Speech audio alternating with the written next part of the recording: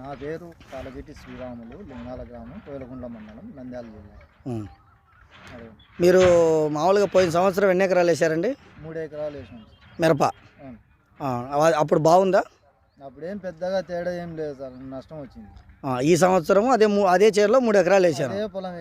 అదే పొలం వేసినారు. పోయిన సంవత్సరానికి ఈ సంవత్సరానికి తేడా ఏంటంటే ఈ శ్రీబయో కంపెనీ వాళ్ళవి భూమిలోకి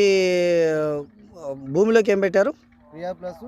క్రియా ప్లస్ ఇండి రూటు పెట్టినప్పుడు ఏమైందంటే బాగా కాపు కానీ ఏరు వ్యవస్థ డెవలప్మెంట్ కావడం కానీ బాగా ఇది పైరు పెరుగుదల కానీ మొక్క గ్రోత్ బాగా రావడం ఇవన్నీ బాగా జరిగింది. దాని తర్వాత మీరు కాపు దశలో ఏం స్ప్రే చేశారండి? బీటీ గోల్డ్ పైన దాంట్లోకి ఎంఎస్కే.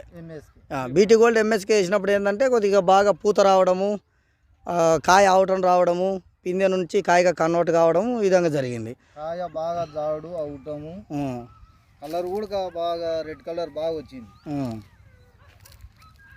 ఇప్పుడు పోయిన సంవత్సరం ఇప్పుడు ఇదే ఇట్లనే తెంపారు కదా, ఈ సంవత్సరం తెంపినారు కదా, అప్పటికి ఇప్పటికి ఏమన్నా కాయ నాణ్యత బాగుందా? పోయిన సంవత్సరానికి ఈ సంవత్సరానికి 4 క్వింటాలు వారు వచ్చింది. 4 క్వింటాలు వారు వస్తుంది. అది కూడా బాగుంది.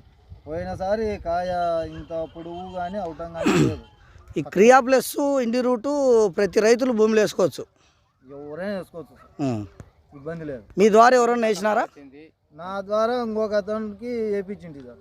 అతని కూడా అతని పేరు నల్లజోడు సుబ్బరాయుడు. ఓకే.